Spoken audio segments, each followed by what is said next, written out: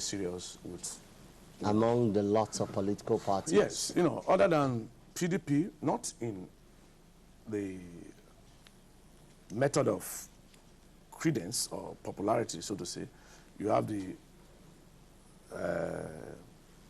ANC. ACN. Sorry, ACN. They have changed their nomenclature. And you have the ABGA, and you have the CNT, the one Buhari is piloting. So other ones, I'm not saying they are not serious. They must aggregate their interest for us to... But you also have the ANPP, so that you will not be accused of... being biased. Yes. So I agree with you. Maybe we'll just agree that all the political parties are very important, but... some are more important than the others, so to say. But indeed, what Nigerians are interested in is the achievement or the conduct of free, fair, credible polls of 2011. That's right. And we're looking at the role of political parties in achieving that. Yeah. But essentially, let's look at the League of Patriotic Lawyers,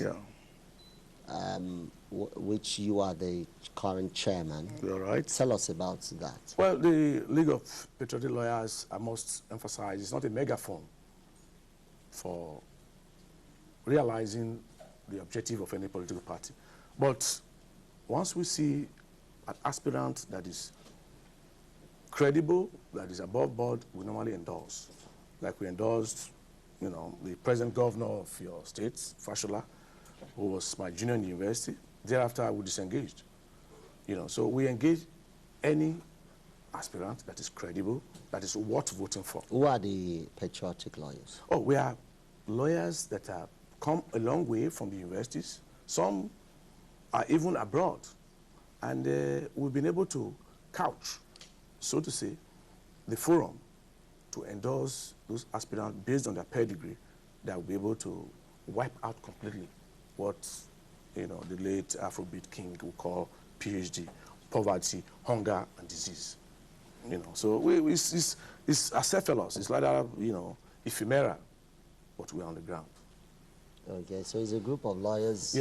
Say they are patriotic and they are committed to seeing a credible leadership emerge in the political system of Nigeria. Well, we have affiliates too. My suffice to mention that we have affiliates in institutions of higher learning, among labor groups, market women, and what have you. So we're trying to conscientize them that there's a need to participate actively in the political process. Because like the philosopher will say, quote, what is necessary for evil to triumph is for good men like you, Emmanuel, and me to do nothing, unquote. So we want to do something by participating in the political process so that neophytes will not come into government on governance. Okay. Now let's begin to look at incumbency. Okay. It looks like in the political history of Nigeria, no incumbent office holder has ever lost election in an election that that particular office holder was involved in. We saw in Ghana not too long ago that an incumbent president lost elections to the opposition, lost the presidential election to the opposition. But in Nigeria, is it that we are not yet that politically mature, or there is something in the power of incumbency that cannot be overcome? For the sake of time and space, I want to concentrate my argument to Nigeria. It is not totally true that no incumbent has lost any election. I guess you're a Nigerian and you are based in Nigeria, this LTV. You will realize that Professor Ambrose Ali, because we operate a three-tier system of government. Local, state, and even federal. Professor Ambrose Ali lost the election. You are not focusing on the presidency. No, not necessarily. So it's not totally true that no incumbent has lost an election. Professor Ambrose Ali lost to Ogbemudia. As a governor? As a governor in the then Bender State, under the auspices of MPN, now defunct. So it's tantamount to what we call in philosophy, argumentum ad messidicodium, for you to say, oh, incumbent has lost an election. Okay, when you say lost, incumbent president. Oh, you want to say incumbent president. But if you go again to international politics, you discover that only recently, David Cameron completely trounced the incumbent in United Kingdom. So we are trying to get in a very mature democracy. It is that maturity we are trying to achieve in Nigeria. So it's not totally true. That, and with the position of Jega, his credentials, we think some incumbent will kiss, the dust in these elections. We are going to be surprises. But Emmanuel, I assure you that we are there and our coordinators are monitoring, and you're going to see a lot of surprises. Okay, in talking about surprises, I hope you don't mean what your organization has been supporting. You've been supporting the President Goodluck Jonathan to be re-elected. Yeah. Well, you mentioned, because I try as much as possible not to see the League as a megaphone of any political party. You've mentioned Jonathan, so let me zero on him. Jonathan, to my own campaign committee, as it stands, is the best there is. He's going to prove cynics wrong, that after 15 years' time, we are still going to have a united Nigeria. Because cynics, they've espoused the idea that in another 15 years, there will be no Nigeria. But this man has been able to mellow down the irascibility of the militants. So such a man should be given a chance. Is it that, are you saying that if, well, this is not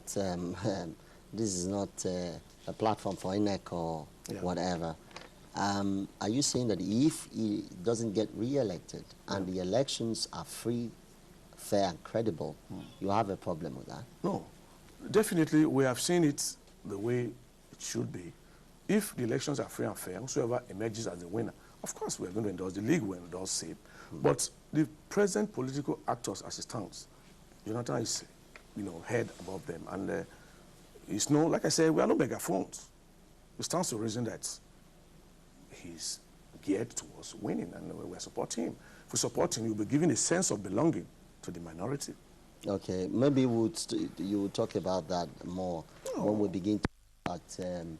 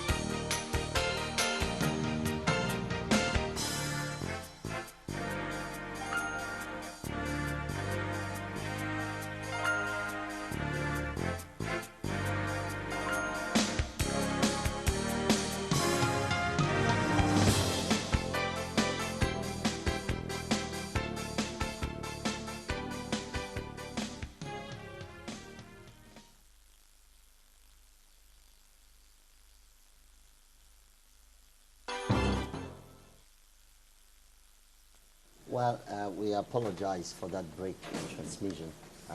We are back, and we should continue to talk. You were talking about the quality in the person and the leadership of President Goodluck Jonathan.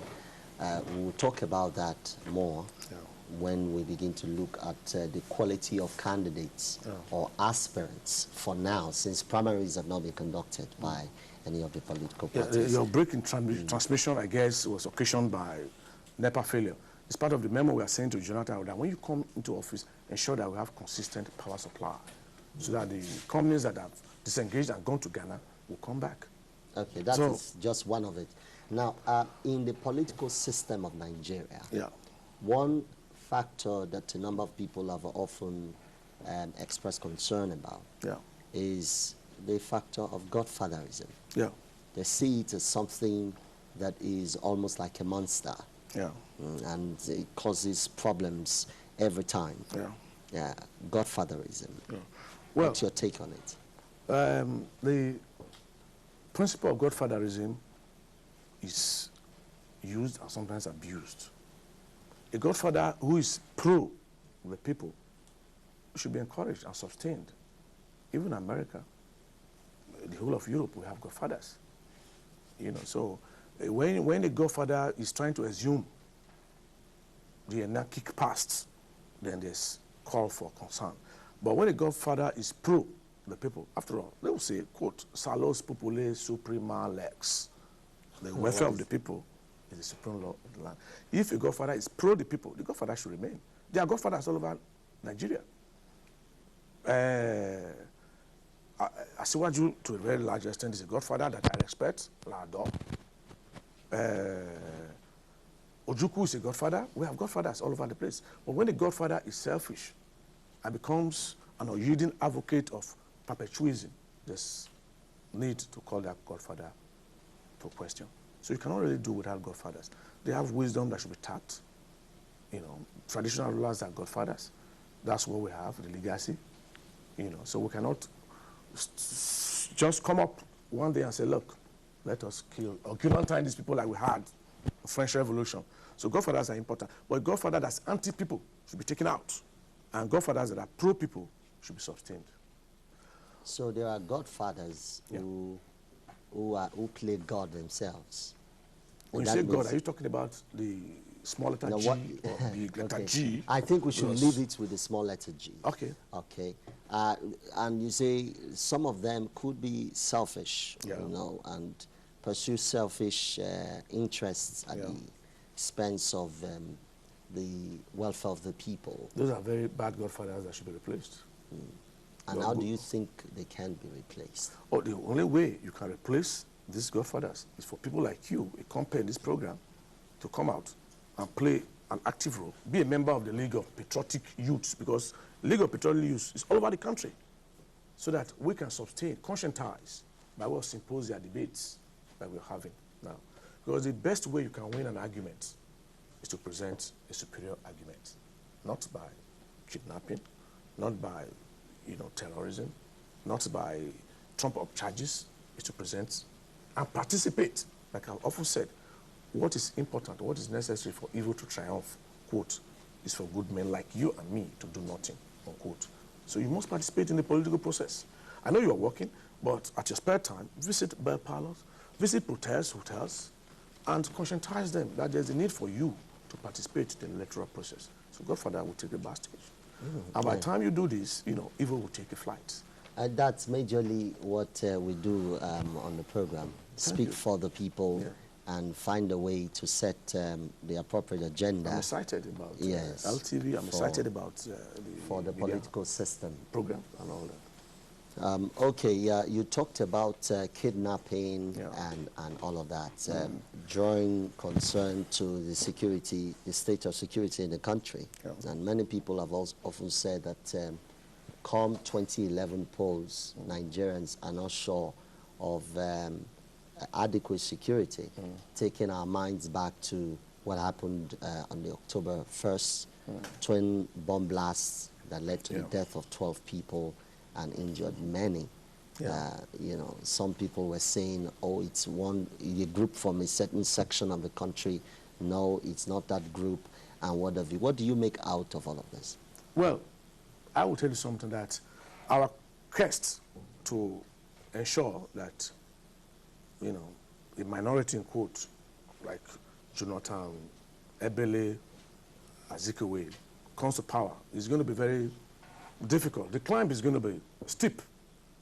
The journey will be hard, but its destination is assured. The bomb blasts, those twin bomb blasts, I must tell you, was orchestrated by those who are currently holding power. The evil past that refuse to quit the scene. They want to dominate the present, they want to usurp the future. The head, seemingly, Henry Oka, who is now facing trial in South Africa, is a misguided youth. And if you see his defense so far, I don't want to preempt his judgment because I'm a lawyer, and it's sub judice. Discover that, he's subhuman in constitution and mocking his character. We are seeing people like Tom Polo, people like General Ekperi Papa, they have all embraced amnesty. You are still in South Africa controlling whatever bombs you want therein. So there are some people, they are scared that power is slipping their hands. So this thing will continue.